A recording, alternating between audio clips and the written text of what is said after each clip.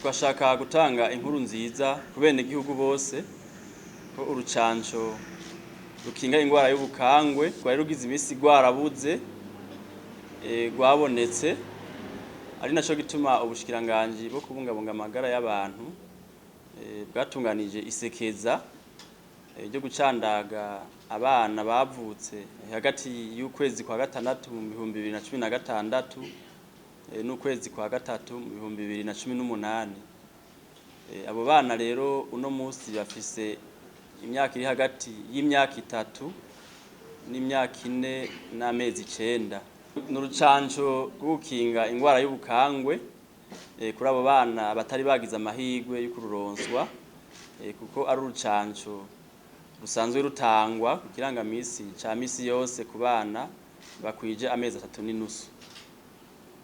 Ubwo rucanco rero ruzotangwa mu gihugu cose, ruzotangirwa ku mavuriro yose asanzwe acandaga hamwe no mu bindi bibanza biba byaratekanijwe kenshi dusanzwe tumenyereye mu ndwi yahariwe amagara y'umuvyeyi n'ibibondo.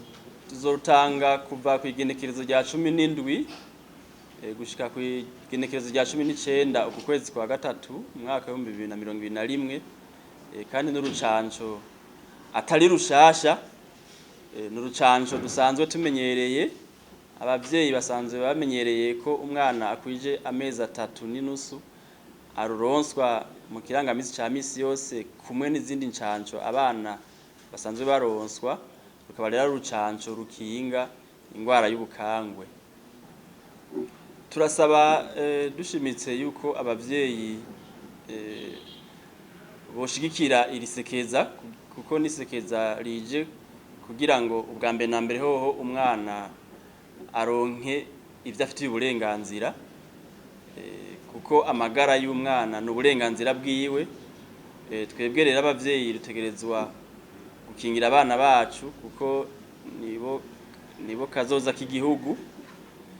Tugasaba rero abavyeyi yuko bo kwitabira runo rucanco kuko ari ingirakamaro, ari urucanco rufasha gukinga ingwara y'ubukangwe.